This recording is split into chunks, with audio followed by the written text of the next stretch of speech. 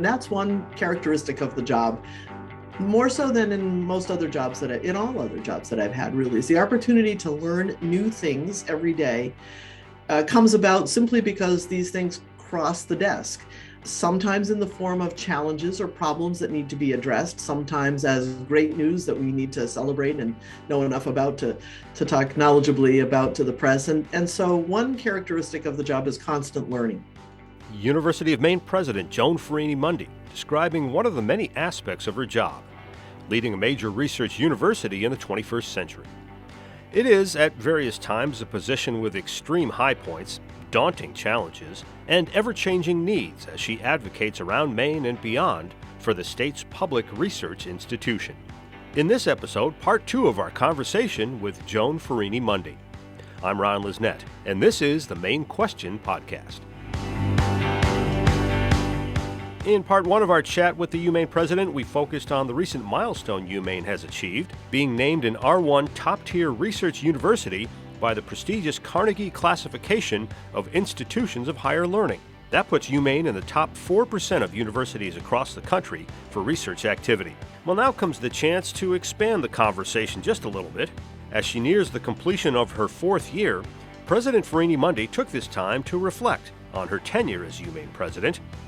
It is a job that demands a lot. Traveling the state, talking to donors, politicians, alums, business leaders, among other audiences. One day she could be tromping through the Maine woods to a research site. The next day could bring a visit to a local school, a formal awards ceremony, a meeting with faculty or a student group to check out their work, or a hockey game. It may not be the path she envisioned as she began a career teaching, researching, and promoting math and STEM education, but as she travels across the state and beyond, President Ferrini-Mundy has relished the opportunity to champion the institution she represents on campus and to the public. Our main question for this episode: what's it like to be a university president in the 21st century? President Ferrini-Mundy, thank you so much. A rare opportunity to get one podcast with you, but we're glad that you've decided to speak with us a little bit more here. Appreciate it. Thanks, Ron. It's a pleasure. Can you give us an idea of what the actual job of a university president is like here in the 21st century? How different is it from what you thought it would be going in? Or I don't imagine as a young child you thought, I want to be a university president one day, right? No, I wasn't sure about that. It's first of all, it's a privilege to be in this position here at the University of Maine, and every day I learn something new. And that's one characteristic of the job, more so than in most other jobs in all other jobs that I've had, really, is the opportunity to learn new things every day comes about simply because these things cross the desk. Sometimes in the form of challenges or problems that need to be addressed, sometimes as great news that we need to celebrate and know enough about to talk knowledgeably about to the press. And so one characteristic of the job is constant learning and the constant need to try to keep up with all the great work that goes on around the place. And another feature, and this won't surprise you, you've talked about my calendar before, is the unpredictability of each day. And many people in the world face this, but it's particularly noticeable for me in this job. You really do think you've got your day kind of in mind, and here's what it will look like. And then you get 2 phone calls and an email that take you into some whole other tangent. Most of the time, that's wonderful and rewarding and a chance to learn. But there's a big problem-solving component to this job every day, all the time, and then working with the team to address it.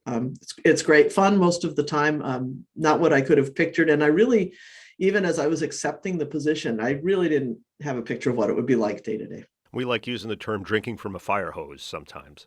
That's right. It's that. And then it's trying to just, keep up because it's constant. Is there a typical day, or is it just different every day like you sort of alluded to? There are a few standing meetings. So when you have those, that brings an element of kind of consistency to it. During the pandemic, there have been a number of meetings that we've held both in the university and in the system that are at the same time every day and at regular intervals. And so that sometimes gives at least a framework for the day. And then, no, there's really not a typical day. The only thing that's common, I guess, is never feels like there's enough time. It never feels like I'm able to get back to all the people that I'd like to get back to and take a bit of time with. We just try to constantly prioritize and take on what needs to be addressed. I do think, for really everybody, but particularly people who aspire to these kinds of large leadership roles, building in time, and I'm really bad at this, but I keep thinking it would be good, building in time to think, to read, to reflect, to write, to plan is really important. And I find myself only able to do that on weekends and occasionally on breaks. So if there would be a way to build that into the day, that would help make it better. Now, you have to have everything from mud boots to dress shoes to a hard hat in your job. I'm guessing you didn't expect to have that, but any idea how many towns, businesses, cities, locations in Maine you've visited in almost 4 years now? Certainly, I'll check that. I'll figure that out over time. I'll do some research on that, but it's dozens, if not, certainly more than 100. When you count the companies and the organizations and all of the different places, it's a wonderful state. I grew up in New Hampshire, but it's a different state. And getting to know the people of Maine has been is incredibly and continues to be very rewarding and also very enriching. Even the university itself, putting aside organizations outside of UMaine, we have facilities around the state. We have cooperative extension offices and operations. We have farms and forests. We have aquaculture settings. We're statewide, and so getting to those places is important as a part of this job, so that I can really represent us as thoroughly as possible with the legislature, with our delegation, and in a variety of settings. You've had quite a bit of experience as a researcher yourself, and of course you were at the National Science Foundation before coming here to UMaine.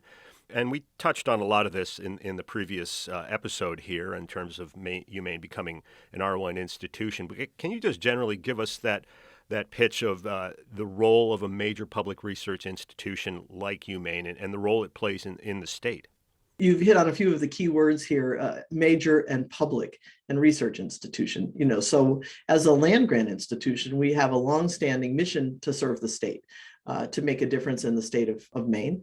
And so what that then means for the university is we have to have an orientation towards service, even in our research, even in our teaching, which is about serving the people of Maine. That means the students of Maine and the towns from which they come, the towns to which they may return when they finish their degrees, by making sure that we have a research presence around the topics that are important in our state. And so that happens pretty naturally here, actually, because people gravitate to a public research institution for some of those same reasons. So I think we see a lot of it, and we continue to strive to make sure it's well known and well understood that we're committed to that in those domains. Our students in a number of departments do capstone courses as they reach the end of their programming, particularly in engineering. I'm more familiar with that. And so Maine companies have the chance to come to the university and to say, here's a problem that I'd like a group of students to work on. Could they do so? That just becomes a natural part of the curriculum. I just yesterday saw an example of some students in electrical engineering. They're working on a scoreboard for Fort Fairfield schools. They're modernizing this scoreboard to put more modern electronics in it and so forth. And I said to them, you should put the UMaine logo on that thing when it gets reintroduced back at the football stadium or wherever it's going. So I do think it needs to be pervasive through the university. I know there's not much room to print more on your business card, but because you've recently taken on an additional role in the system office, promoting research at the system level for all UMaine campuses. Can you talk about adding that to your plate of things to do? Of course, the University of Maine is the flagship institution in the University of Maine System, which is a relatively small system compared to systems around the country, and at the same time, a vital part of the state of Maine, because all of our campuses spread out around the state that exist in the system serve an important role, both in their communities and then with their own distinctive missions as well. And so being a part of a system means that the flagship needs to be a really strong partner, both with the system offices, the chancellor, the vice chancellors, and so forth, but as well with the smaller campuses around the state and our partners in Portland and Augusta as well, which are kind of medium sized. So when Chancellor Malloy asked if I would consider being Vice Chancellor for Research and Innovation, I thought that's a great way to try to help ensure that a lot of the capacity that we have here at UMaine is made available as possible to the rest of the institutions in the system, and that I could learn a lot more about what those institutions wish to do and be in the research and innovation space, and look for ways that we can partner and collaborate more effectively. So I'm just about a year into that. I'm having a wonderful time learning about the other universities and the law school across the state, and finding incredible opportunities for partnership. Think about the law school and interests in everything from intellectual property to compliance to the ways in which patents work and so forth. There are examples like that all around the state. And my hope is that we expand the impact of the system on the state by a little bit more coordination along the research areas. Why math? What was the appeal of that subject for you growing up? So math was always hard for me. It didn't come easily. It really didn't come easily all the way through. I always had to work hard, but the satisfaction in solving a problem or finding the answer, or being able to prove, to figure out how to understand a proof of a theorem, all of that I found very intellectually engaging and greatly satisfying. My father liked math. He was a Maine Maritime Academy grad in the 40s, and so he was trained as a steam engineer, but he had a lot of very practical math background, and so I could connect with him nicely around math problems because he was a good thinker, and he liked to talk about them, and so there was that connection too. But the analytical thinking that one develops in studying mathematics at advanced levels, I find useful every single day. Because you have to parse these problems and try to untangle what's most serious and what's most important and what the assumptions are, and that's kind of mathematical. So I've always loved it, and I've always loved working to help people learn it and understand it. Your answer is surprising because I thought you were going to say, well, I was always good at math, so I went there. But like the rest of us, you've struggled with it too. Oh, I did. It's hard. It takes hard work to do well in mathematics. For young kids, by about the fourth grade, hopefully they're finding some connection to the subject, because increasingly it's an important background for just about everything. And as you look at the proliferation of AI in our daily world, at the place of technology in our world, having a sense of mathematics, of data, of understanding what's behind certain things is I think important for everybody. So I always promote math every chance I get. We've talked about UMaine being a public research institution, and we hear these terms a lot, land, sea, and space grant university. What does that mean, and what should it mean to the people of Maine that aren't part of the higher education world? Land grant university is probably the most common and most understood. Institutions that were designated by the state legislature or by Congress to receive the benefits of the moral acts of 1862, 1890, and 1994. So there were congressional acts that essentially designated these institutions. And their original intention was to be often, in the case of Maine, to help build the agricultural and kind of technical workforce for the state, to be able to educate the folks, frankly, who wouldn't be going to elite private institutions for college, but rather who would come to a public institution, sometimes working to pay their way by farming. Here at UMaine, students helped build buildings and help take care of the dairy herd, to earn their way. But the notion was prepare people who will benefit the state, and over time then engage in research and applied research that would benefit the state. So cooperative extension is tightly tied to that early designation. We are also a Sea Grant university, which is a national program basically for universities that work with NOAA, which UMaine has for years with our coastline, such as it is, and our incredible work in marine sciences broadly. We've been a partner with NOAA for many years, and therefore we have that designation. And then, as you might expect, Space Grant is for institutions that are part of consortia that work with NASA. And we have a lot of NASA funding. So 3 slightly different meanings, but the land grant is one we've had from the beginning. Part of your duties, of course, as we've talked about, is you were visiting facilities across the state and across campus and talking to faculty and students who do really amazing work in a lot of those fields. What's that experience like? Is that a favorite part of your job? And are there any projects or scenarios that stand out to you from the many visits you've made? It's really hard to identify any single one, but I will say a couple of things. Often these trips happen with groups of people, and I love the chance to ride around the state with deans and other members of the faculty and staff and get a chance to talk and take a look at Maine. And we have a lot of people here who are from Maine, and so they're great tour guides. I'd single out Dean Hannah Carter from Cooperative Extension, who's taken me to some of our 4-H camps, for example, which are just remarkable facilities around the state, bringing in thousands of kids from all around Maine and beyond to get to know our beautiful state, to understand about our natural resources and to experience them. And so those are always great visits in the summer. We love to get those on the schedule. The Darling Marine Center is a beautiful, beautiful piece of our portfolio, really, and their work is outstanding. And again, great location. So there are a number of places that are good to visit in the summer when there's a lot of activity going on, when researchers and students are there doing their work. I would also say that we are really stepping up our presence in Portland. So we have the University of Maine Gateway that's been established, which essentially is an office run by Dr. Pips Veazey, to make sure that the assets of UMaine are made available and visible to the business community in Portland, so that they understand that Orono isn't really that far away, and we really are wanting to be a great partner in our research areas for them. And so I do spend a fair bit of time in Portland, and of course working with colleagues at USM and the law school as well. So it's great to get around the state and to see what we're doing. I will mention one other thing, which is we have this program called the Graduate School for Biomedical Science and Engineering, the GSBSE program. And that's, I think, something very clever, designed many years ago, where we partner with various private organizations like Jackson Labs and others. And we have doctoral students working with scientists in those facilities. So there are UMaine students getting degrees from UMaine, but their research is happening out and around the state in some of our key labs and medical facilities. So I've had a chance to visit with some of those students as well. And we really are statewide and making a difference. I think capturing that story is still tough, but we're working on it.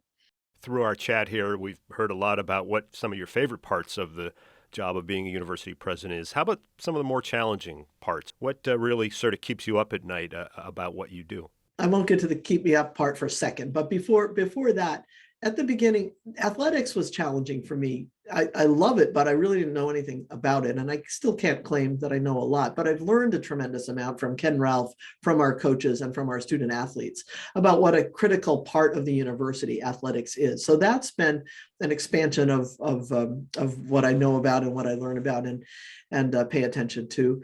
You know, the what keeps me up at night, front and center is worrying about our students, making sure that we've got the very best experience for them, that we are providing what they need, that we are a safe and welcoming and inclusive environment, that we have the mental health supports for our students that are necessary.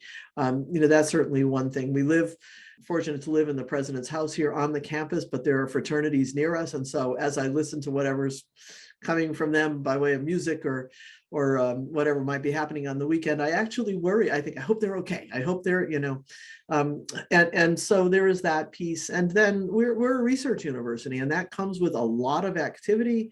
One has to pay attention to research compliance, to all that goes along with research, to the safety and risk that all brings us. And we have excellent people doing that work, but I think many presidents make sure that they pay special, careful attention to that area. So as we wrap up here, maybe let's take a look down the road. What might be coming down the pike that you're excited to let people know about? Next phases for you and for the university that you might be able to share.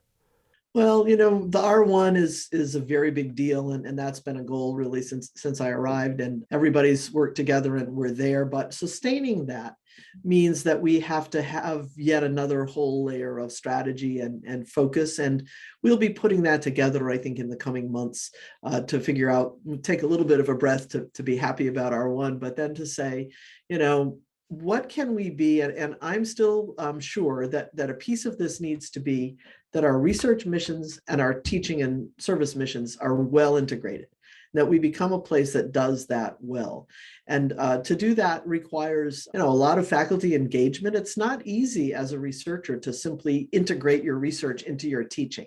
It varies by field, it varies by experience level. And so I think we'll see more focus, I hope, on helping people, both looking to the superstars we have who are already doing that, and then helping others think about whether that's something they wish to do, finding funding to do that. The Alfond grant, which is a $240 million grant to the system, is a 10 to 12-year grant that will benefit UMaine greatly. And so we will see a change certainly in athletic facilities and engineering and computing facilities across the university. And then I think in our work in engineering and computer science, as well as business and a variety of fields.